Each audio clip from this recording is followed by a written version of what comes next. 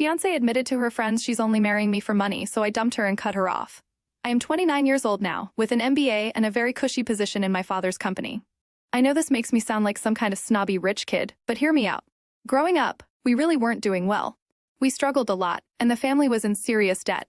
I was young at the time, so I don't know every single detail, but my dad made a very risky loan using our house as collateral. The only thing of value that we owned since it was his grandfather's house. That loan was what helped him start up his business. And despite a rocky start, things have gotten so good. It wasn't fun when it was happening, but looking back, I'm very grateful that I wasn't born with a silver spoon in my mouth because I personally think it made me more down to earth. It also helped me appreciate the value of hard work. It was part of what inspired me to go out and get an MBA because I wanted to add value to what my father had built. So, as much as being the son in his father's company makes me sound like an untalented brat benefiting from nepotism, I'll admit I am to some degree. But I know I'm there on merit at the same time. I've worked hard, and I've put in my own effort to help the company grow. Because of this, my family is now pretty well off, and so am I on a personal level. I've become very financially sensible since I know we never always had this money, so it's a big blessing. I've been very cautious when it comes to relationships, because I personally feel that you have to make a lot of effort to find people who aren't shallow. With my money, I think it's just a little bit tougher to know who is there for you and not your bank account. In my mid-20s, when things had really gone into full throttle, I dated a lot. I mean, a lot. Many of them didn't go past the first date. I'd probably say that I only went on a third date a handful of times. I could probably count the number on one hand. Anyway, it was about 2.5 years ago that I met someone, and honestly, she was gorgeous. I saw her smile, and I had to go and say hi to her. I found out that her name was Brianna, and that she was a nurse. I think that made me find her even more attractive because it's a profession that I really respect. I asked her for her number right there, and that was how things between us started. I've always been very cautious in relationships. When I start one, it's with the aim of going the distance. I always try to see whether I can see my wife in someone before I even take things seriously. I think that's why I always try to make sure that my money is at most a quarter of the reason someone is with me. It'd be stupid for me to assume it doesn't make me more of a catch to women, but I don't want to find myself in a relationship with anyone who considers that to be the primary reason they're with me. I honestly didn't see any gold digger behavior with Brianna. She was smart, amazing to talk with, funny, and she just brought everything that I wanted to the table. So, 2 years and some months after we met, I popped the question to her, and she said yes. As we speak, Brianna is my fiancée, and it made me extremely happy when she agreed to spend the rest of her life with me. Now, I'm getting to the point of this whole thing, but before I get there, there was one major event that sort of soured me, and I think it's worth mentioning here. Obviously, she got to know more about the full extent of my family's finances when we got closer and closer. She knew my family wasn't poor and that we were doing well. So, a few months after the proposal, I brought up the idea of a prenup to her. Honestly, it seemed like a very reasonable discussion to have, but she apparently didn't think so. She flipped out at me. According to her, me suggesting a prenup to her was bad in 2 ways. The first was that it seemed to her that I didn't believe our relationship was going to go the distance. Obviously, that's not the case, but even if I put 110% into the marriage and she wakes up one day and decides she's done, I can't do anything about that. The second reason was that it meant I didn't trust her not to try and rob me blind in the event that things didn't work out the way we wanted.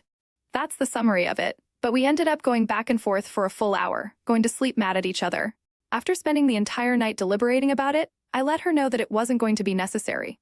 Yes, I know that was very stupid, but I love her immensely, so I chose to let it slide because I didn't want the prenup to be the reason why we fell apart.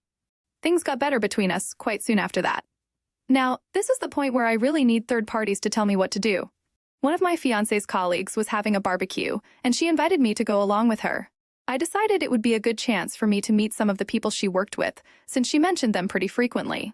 When I got there, everyone was nice to me, and it was a good time. Honestly, I met a bunch of the nurses who worked alongside her on most shifts as well. At one point, I was outside chatting about sports and socks with the men. I knew she was inside gossiping with her girls, which was fine. At a point, I needed to go take a piss, so I headed back into the house through the back door. Now, I don't know how to describe it, but the back door led into a hallway, which ended in the living room. Standing at the back door, you wouldn't be able to see anyone sitting in the living room. At least not until you turned the corner. It was as I was heading to the bathroom that I heard my fiancé's voice and some others. From the first sentence, it was so clear that I was the topic of conversation. It started with them talking about how well I dressed, but that seemed to naturally transition into how expensive I dressed. Then my money came up. The girls were talking about how lucky she was to get someone with money, a lot of chirping and giggling. And then I heard my fiancé say something that felt like a punch in the gut. He has a lot of money, and honestly, his money is the best part of him by far. That was followed by a lot of giggling and laughing. She even added, "He asked for a prenup." I said, "No, of course. I have to be able to cash out if things hit the rocks." Then there was a lot more laughing. At that point, I left and went back out of the house. I honestly didn't find myself needing to use the bathroom anymore. We went back home, and she noticed something was up with me, but I didn't tell her what it was until she went to bed. This happened a few days ago, and at this point, I don't know what to do. She's a great person, and I love her a lot. But I'm fighting a battle with myself trying to figure out whether I should let it pass as stupid female gossip that she was leaning a bit too far into, or whether this was worth canceling everything that we planned towards the wedding and kicking her out of the house. Honestly, I don't know what to do. My mind is telling me to end things because this was exactly what I never wanted, somebody who values my money way too much. A few days ago, she was the perfect woman to me, and I hate how quickly that all changed. My heart is telling me to talk to her about it, but honestly, I can't figure it out. I appreciate all and any advice. Edit. I'm seeing a lot of people saying that I should never have compromised on the prenup. I should have just ended things right there. A lot of you said it in unnecessarily harsh ways, but I've got thick skin. If I had another chance, I might not have done things differently, but I do agree that I would give someone else the same advice a lot of you are giving me here. I should have actually stood my ground on that because even if I do decide to stay with her, the comment I overheard makes me realize how important a prenup is with her. Edit. I'm inclined to agree with the comments saying that I should simply end things right now instead of taking the risk with somebody who has shown that my money is a primary interest of theirs. The only thing is, I feel like the best case scenario might be for me to talk over the prenup with her again. I know that would safeguard me but not necessarily make her less interested in my money. But isn't it natural that someone would appreciate someone who has a good amount of money? Edit. Okay, I've had a lot of sense talked into me. I'm still going to have the prenup discussion to see what she's going to say, but I'm ready to pull the trigger on ending things.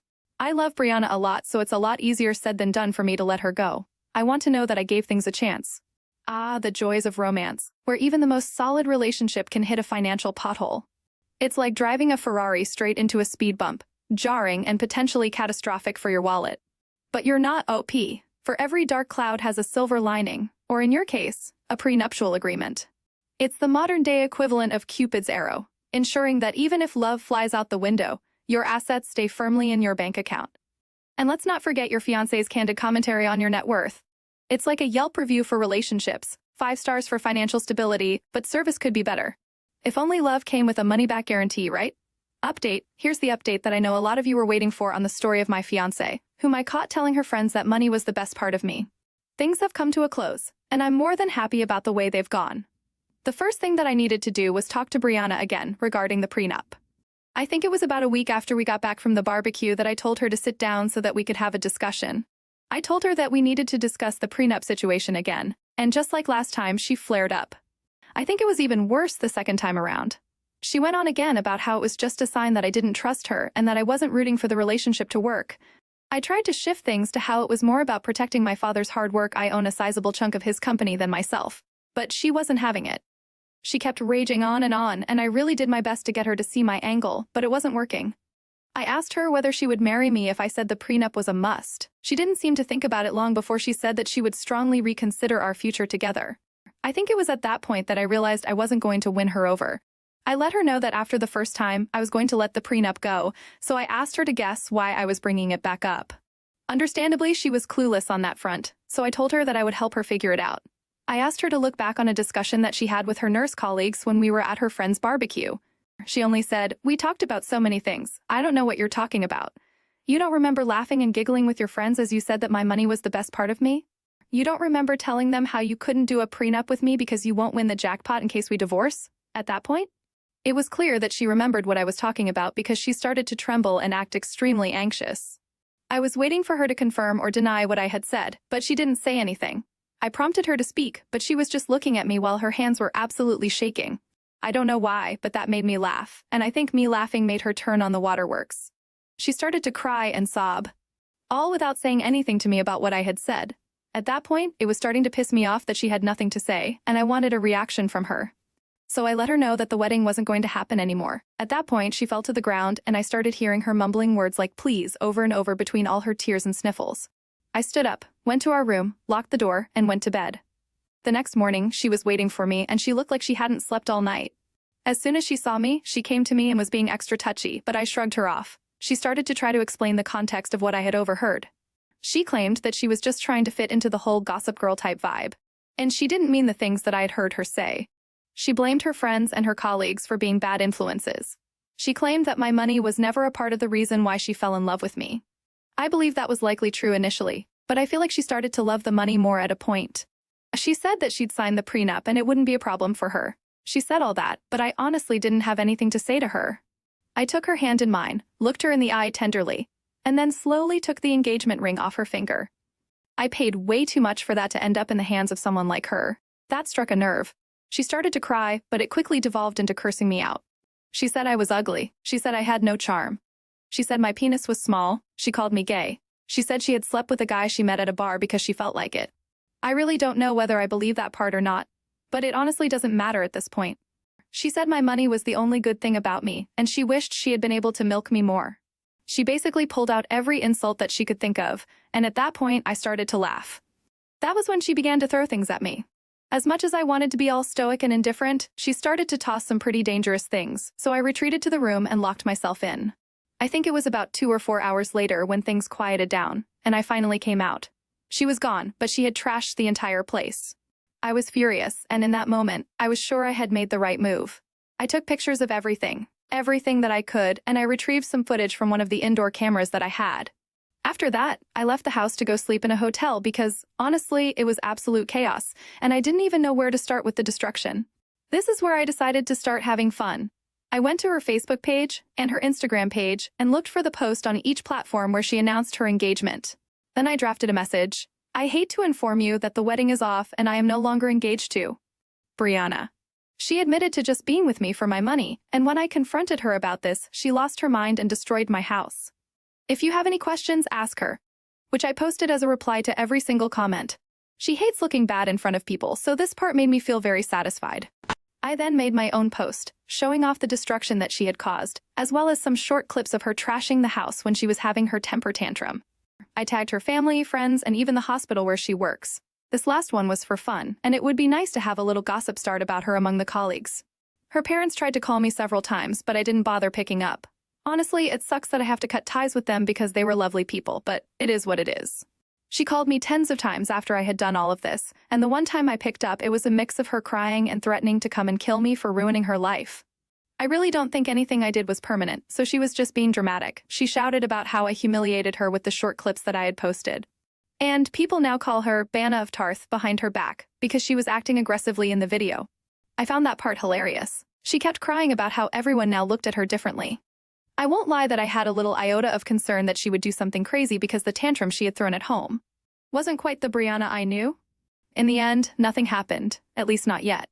I called the event planner and told her to cancel everything related to the wedding.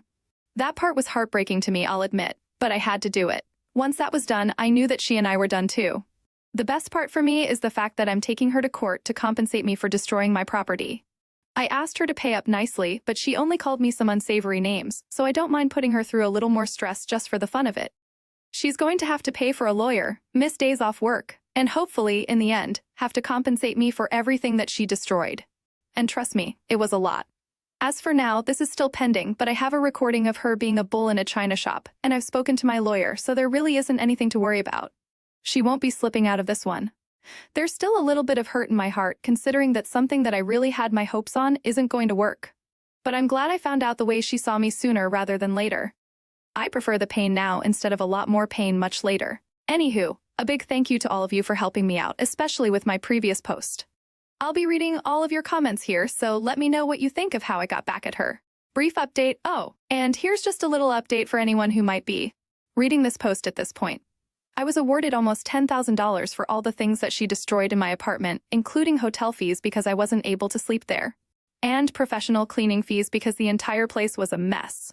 The smile on my face was huge because there I was, taking money from her after our split. I guess she should have been the one with the prenup. From the moment you decided to revisit the prenup conversation, it was clear you were ready to take the reins of this runaway train. And when Brianna showed her true colors, well, let's just say you handled the situation with the finesse of a seasoned diplomat. Or a strategist, depending on how you look at it. Your decision to call off the wedding and air out the dirty laundry on social media was a bold move, my friend, but one that seemed to bring you a sense of closure and, dare I say, a hefty reimbursement for the chaos left in Brianna's wake. And let's not forget your impeccable sense of timing, dropping the bombshell about the canceled wedding while she's dealing with the fallout of her impromptu demolition derby. That's what I call a masterstroke. But perhaps the most satisfying part of this whole ordeal is the sweet taste of justice served piping hot in the form of nearly $10,000 settlement. It's like the universe saying, "Hey OP, here's a little something for your troubles. While your heart may still be on the mend, your wallet is looking pretty healthy there, OP. All the best." What do you think of prenups? What would you have done? Thank you for joining us today. Be sure to like and subscribe, and hit the notification bell so you don't miss out on our next video. See you next time.